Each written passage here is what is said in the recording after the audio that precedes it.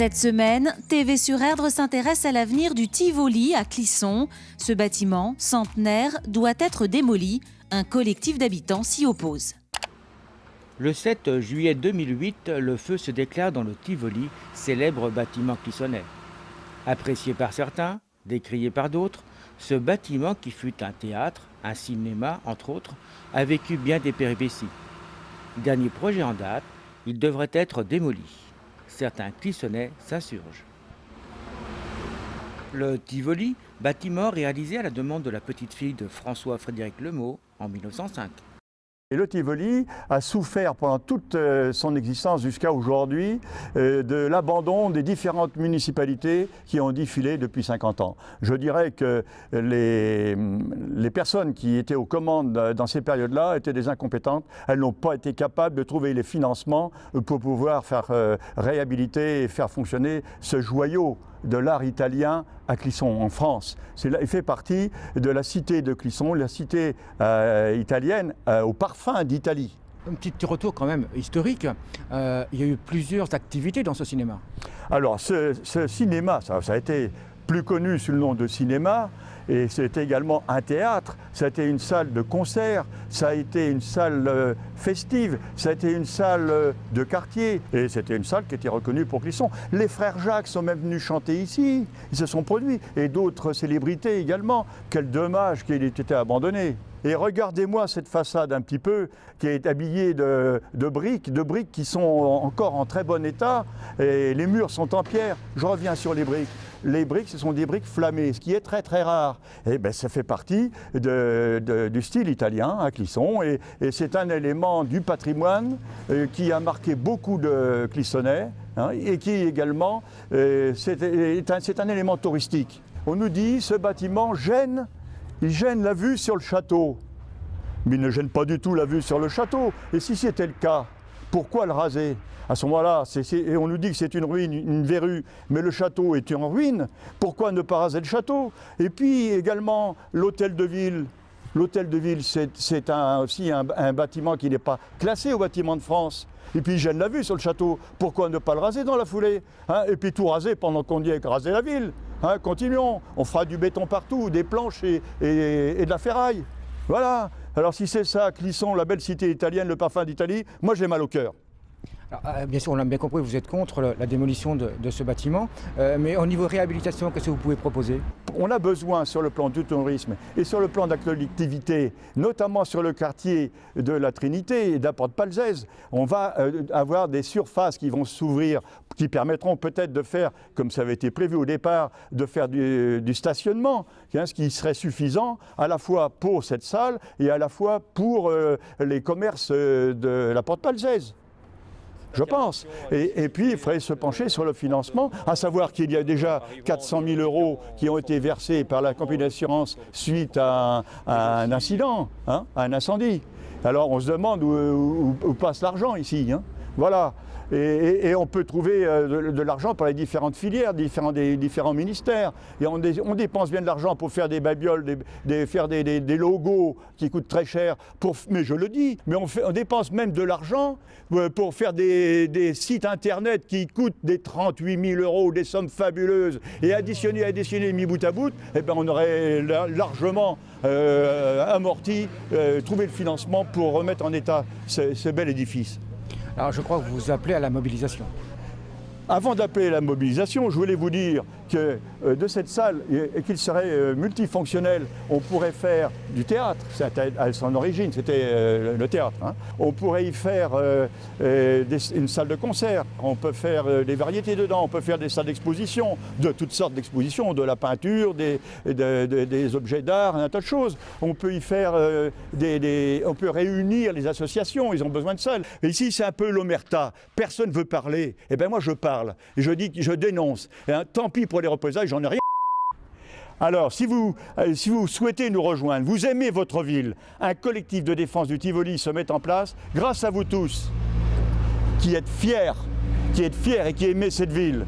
Si nécessaire, on fera des rendez-vous, on fera des manifestations sur le site.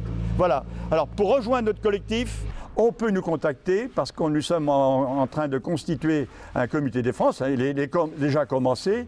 Alors, pour défendre le Tivoli, appelez-nous au 02 40 32 37 00 ou au 06 62 02 99 86.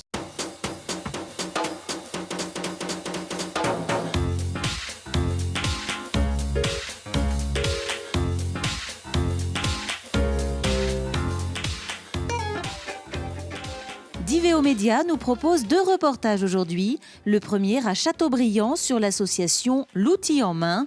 Direction ensuite à Barré pour découvrir la construction d'une maison en bottes de paille.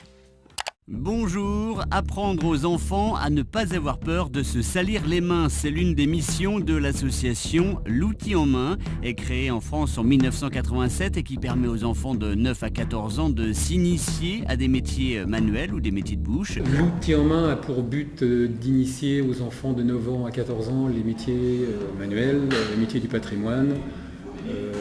Et grâce à des gens de métier en retraite, bénévoles, ces enfants suivent un cursus de 2 ans. Ça a lieu tous les mercredis après-midi. Et donc les enfants, à la fin d'une année, repartent avec un travail qu'ils ont réalisé eux-mêmes et qu'ils exposeront chez eux ou qu'ils offriront aux personnes qu'ils veulent. Voilà. Alors la menuiserie, ça va. Ça va, mais bon, c'est pas facile de chez facile. Et puis la peinture, des fois dans les petits coins, c'est dur aussi quand ça coule, des fois. Bon, après on ponce et ça ils nous ont dit que c'était pas très terrible. Ah, vous êtes des futurs peintres, vous ? Non, non, moi je voudrais faire de la coutellerie plus tard. Les enfants tournent sur tous les ateliers, donc on a 12 ateliers, il y a 8 ateliers du bâtiment. En plus des 8 ateliers du bâtiment, il y a 4 ateliers, cuisine, couture, espace vert et dessin. Donc les enfants font tous les ateliers, en une année, voient tous les ateliers, c'est-à-dire qu'il reste 3 mercredis après-midi par atelier. On essaye d'être dans la découverte surtout. Bon, donner un petit peu les bases quand même, mais être dans la découverte et leur montrer que le métal ça se déforme, que ça se travaille et puis qu'on peut faire tout avec le travail, quoi. Ce qui leur plaît, c'est de pouvoir de créer quelque chose comme le petit train par exemple, de créer comme la mangeoire. En fait, grâce à la ferraille, on crée toujours quelque chose, quoi. Et ça peut être artistique, effectivement. Petits métiers qui se servent de leurs mains, qui n'ont pas le temps de bien surfer dans l'univers de demain. On a fait du ciment nous-mêmes avec des pierres. Tu prends un marteau, tu casses doucement et puis après ça fait de la poussière, tu mets dans le seau. Et quand on a assez, tu mets de l'eau et puis tu as juste à mélanger. Le ciment, pour moi, j'aime bien le mettre, les pierres, j'aime bien les tailler. J'aime beaucoup faire des trucs comme ça. 2500 bénévoles. Bon, j'imagine que dans 10 ans, je pense, à l'allure où on va, on aura probablement doublé les effectifs. Bon, il y a encore l'outil en main au niveau national ne représente que la moitié des départements français. Il y a des déserts complets dans le centre de la France. Il y a des régions très représentées, comme l'Est et l'Ouest. La région Bretagne est une des régions les plus représentées. Pour découvrir l'association, rendez-vous sur le site internet www.loutienmain.fr. Une maison en bottes de paille à Abaret. L'espace Info Énergie du Nord-Est 44 organisait la visite d'une maison en cours de construction, une habitation originale puisque construite quasi intégralement à partir donc de bottes de paille.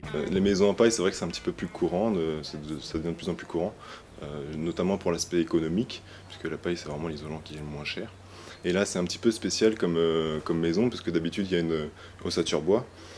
Donc c'est une technique qui est déjà pratiquée ailleurs, qui est très connue, qui est ancienne, mais qui est peu pratiquée dans nos régions. C'est la technique de la botte porteuse, ou appelée aussi une Nebraska. Donc en fait c'est des bottes de paille compressées, qu'on pose les unes sur les autres et qui tiennent la maison, qui font les murs, qui font à la fois murs porteurs et isolation. Vous avez les murs, donc les bottes de paille, et par-dessus on vient poser la charpente, donc une charpente traditionnelle. Et par-dessus la couverture est réalisée par des bacs acier. Moi, je suis adhérent d'une association qui s'appelle Habitat Énergie Naturelle, HEN 44. Donc, cette association a pour but donc, de favoriser l'habitat sain, de favoriser tout un tas d'utilisation de matériaux en faisant vivre localement l'agriculture, donc l'emploi du chanvre, l'emploi de la botte de paille. Puis de là, petit à petit, voilà, l'idée de construire une maison qui n'allait pas consommer beaucoup d'énergie. Et on entend de plus en plus parler de précarité énergétique, donc c'est pas neutre, il me semble quand même, sans parler des problèmes d'ordre environnementaux, le Grenelle de l'environnement et tout ce qui va autour. Donc voilà, donc j'ai eu cette réflexion qui a avancé et m'a amené donc à la réalisation de ce projet qui est censé ne pas trop être gourmand en énergie. Voilà. Qu'on se dise qu'on peut faire autrement que ce qui est vendu par les entreprises conventionnelles. Et j'ai rien contre, on arrive quand même à parler de BBC et puis une maison passive pour 2020, bon, il y a quand même du progrès. Mais je pense qu'on peut encore faire mieux. En faisant vivre localement, moi j'ai de la paille qui a été achetée localement à 20 ou 30 km d'ici. J'ai salarié des gens localement, donc je suis devenu mon propre entrepreneur. Donc voilà, en fonction des besoins, j'ai salarié un certain nombre de personnes. L'argile de mon terrain, qui est un déchet, normalement, on ne sait pas quoi en faire. Moi, je l'ai réutilisé pour faire l'enduit l'enduit intérieur et extérieur de mes murs en paille. Voilà, donc ce qui me permet d'obtenir une maison avec des qualités de gestion d'hygrométrie et de limitation des besoins en chauffage qui est normalement excellente. Voilà. Donc quand on a posé la charpente dessus, ça a tendance à l'affaissement. Pire que ça, c'est que ça a tendance aussi à laisser descendre les gouttes d'eau plus facilement. Donc à un moment, tu le vois, tu as des traînées noires qui se font sur ta paille, tu fais le tour de ta maison, tu regardes avec un marteau de coffreur, tac tac, t'arraches tes trucs, ou un pied de biche, t'enlèves.